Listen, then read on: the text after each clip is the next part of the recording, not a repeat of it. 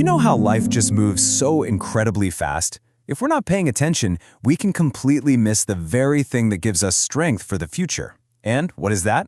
It's remembering God's faithfulness in the past. So, in this explainer, we're going to dive into how looking back with gratitude can absolutely change how we look ahead with faith. We're going to start right here with this foundational truth from Lamentations. Now, this isn't just some nice, hopeful thought. It's a declaration. It's saying that God's faithfulness isn't some resource that can run out. Nope. It's new, it's fresh, it's there for us every single morning. This is really the bedrock for everything else we're about to talk about. So if His faithfulness is always there, always constant, why is it so darn easy to forget? It's a question we all struggle with, right? And it's not a sign that your faith is weak. Not at all. It's just a reality of being human. And it usually comes down to one really simple reason. And here it is. The main culprit is just the sheer pace of our lives. We're in constant motion, new responsibilities, changing seasons, unexpected challenges. We just keep moving.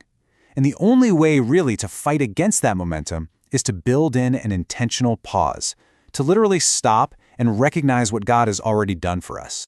This brings us to a really key idea. God's faithfulness isn't seasonal. His presence, His promises, they don't just change depending on whether we're having a good day or a bad day. Our lives, though, they are totally made of seasons. We all get this. We have those amazing seasons of joy and when everything makes sense. But we also walk through those really hard valleys of sorrow and total confusion.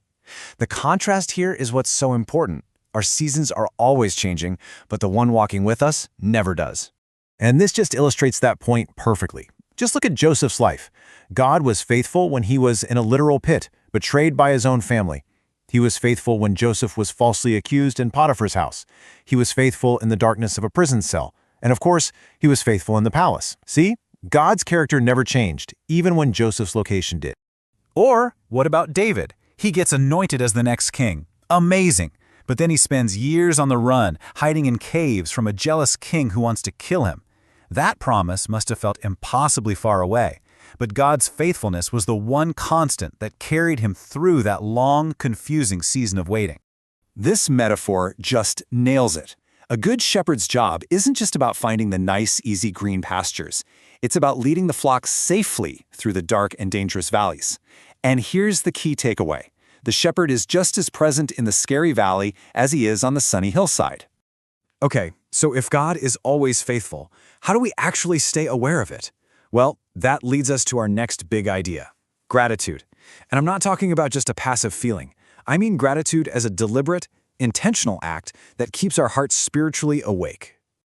I just love this verse because you can hear David talking to himself. He's literally commanding his own soul. He's saying, hey, listen up, soul. Don't you dare forget. Why does he have to do that? Because our hearts naturally drift. We tend to forget.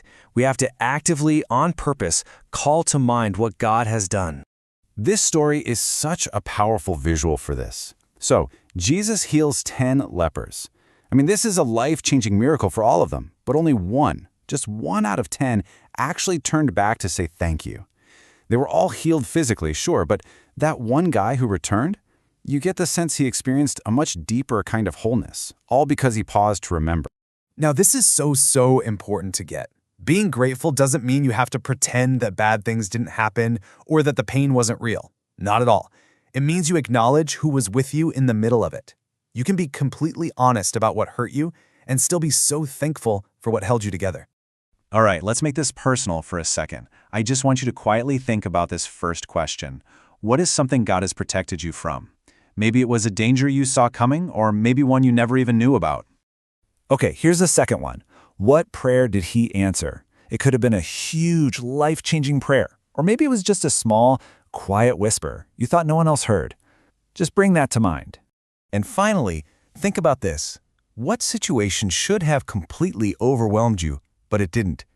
That moment you thought, there's no way I'm getting through this, but you did. Your survival in that moment, that's evidence. These memories are like anchors for your soul.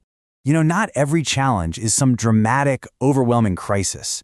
Sometimes God is doing something much quieter, much more subtle. Sometimes He is gently shaping us over a long period of time through simple consistency and obedience. Just look at these stories. Joseph had to learn humility in a prison cell long before he was ready to lead from a palace. David learned to depend on God while he was protecting sheep, not after he became king. For Moses, it was decades of quiet preparation. See, growth is usually a slow, steady process, not some big single event. And this is just the perfect image for it, isn't it? A master potter is patient.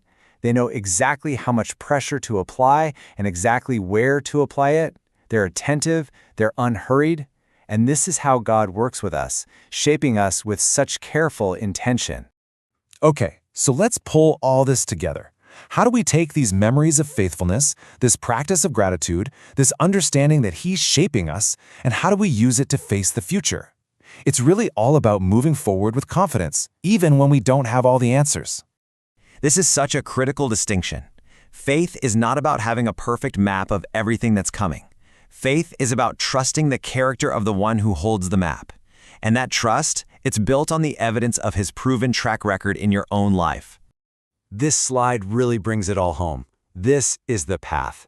When we intentionally reflect on God's past faithfulness, it fuels a genuine heart of gratitude.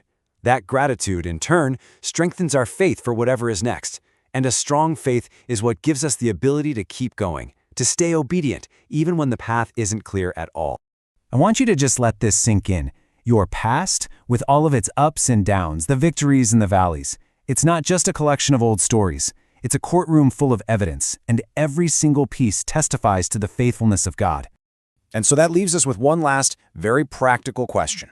As you walk away from this, what specific piece of evidence from your own life, what will you choose to remember and hold on to today?